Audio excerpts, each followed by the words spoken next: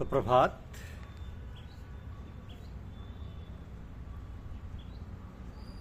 गुरुदेव की दया कृपा, गुरुदेव की दया कृपा, यह हमारी आज की आध्यात्मिक चर्चा का विषय है। वैसे तो धन की सेवा, तन और मन की सेवा से नीचे दर्जे की है, परंतु धन से बहुत सी आवश्यकताएं पूरी हो जाती हैं।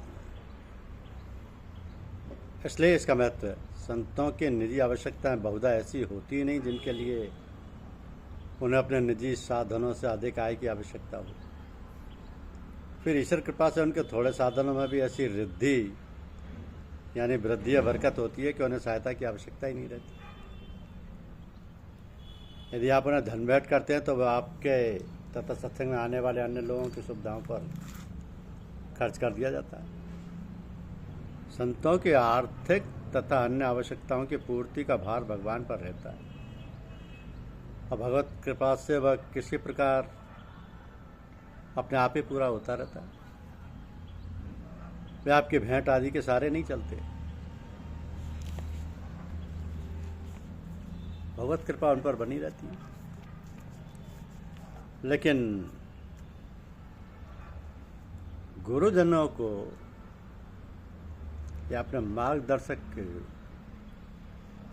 निंदा करना, उनके अहित की भावना करना तथा उनके विरुद्ध और द्वेषपूर्ण व्यवहार करने के प्रति शास्त्रों और पूर्व संत महात्माओं ने कहा है कि उनकी आध्यात्मिक विद्या का शोषण हो जाता है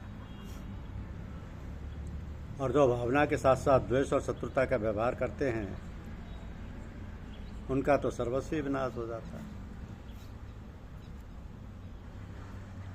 एक बार हर मंदिर जपत रहो सब नाम, एक बार हर मंदिर जपत रहो शिव नाम, गुरु आया हुआ अभिमान ते उठने कीन प्रणाम।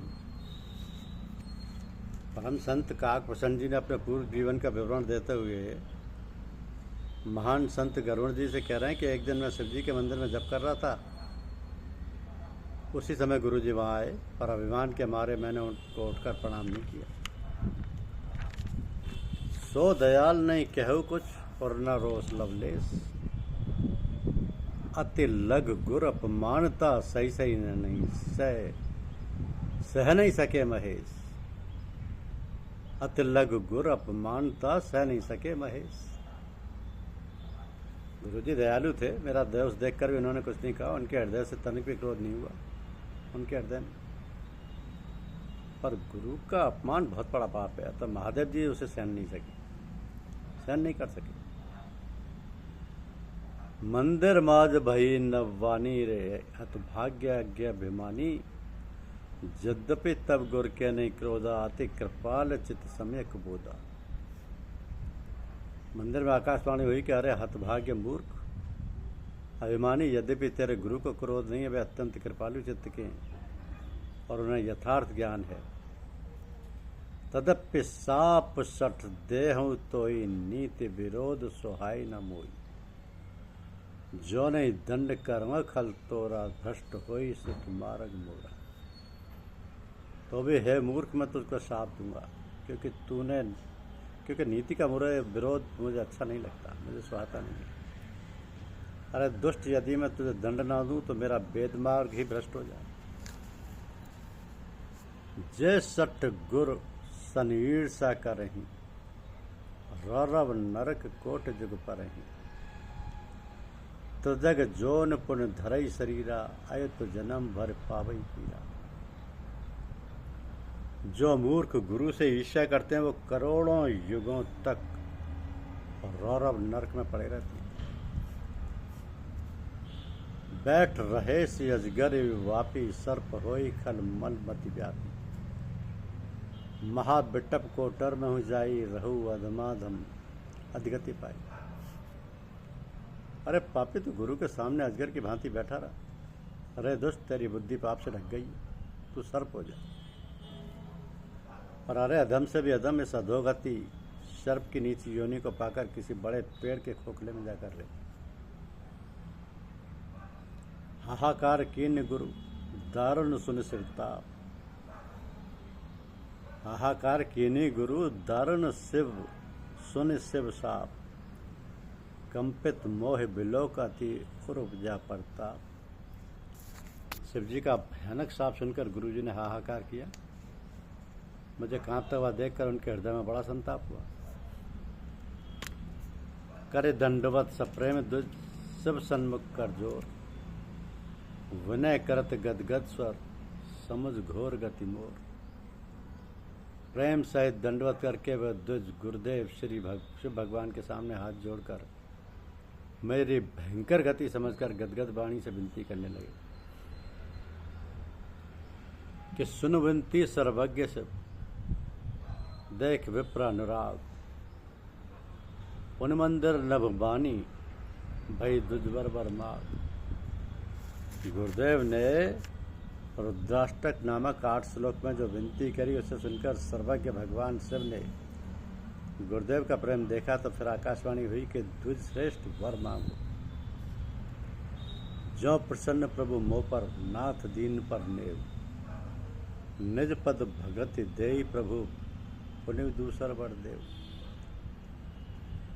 गुरुदेव ने कहा, हे प्रभु, यदि आप मुझ पर प्रसन्न हैं और हे नाथ, यदि इस दीन पर आपका स्नेह तो पहले ऐसे अपने चरणों की भक्ति देकर फिर दूसरा वर दीजिए।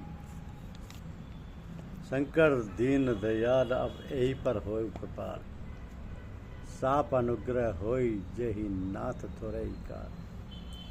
हे दीनों पर दया करने वाले कल्याणकारी शंकर जी, अब इस पर कृपा कीजिए जिससे हे नाथ थोड़े ही समय में इसकी साप से मुक्ति हो जाए। यही कर होई परम कल्याण सोई करऊ अब कृपा निधाना। विप्रगिरा सुन परहित सानी एवं अस्तित्व भैनव वाणी। है कृपा निदान अब वही कीजिए जिससे इसका परम कल्याण हो। दूसरे के भलाई से भरी दुख की वाणी सुनकर फिर आकाशवाणी हुई कि ऐसा ही हो। रामचरितमानस में लिखे उदाहरण इस बात की ओर संकेत करते हैं कि गुरुदेव की शिष्य के प्रति महान कृपा होते हुए और उनकी भगवान से आर्थ प्रार्थना पर भी भगवान शिव ने अपना श्राप वापस नहीं लिया।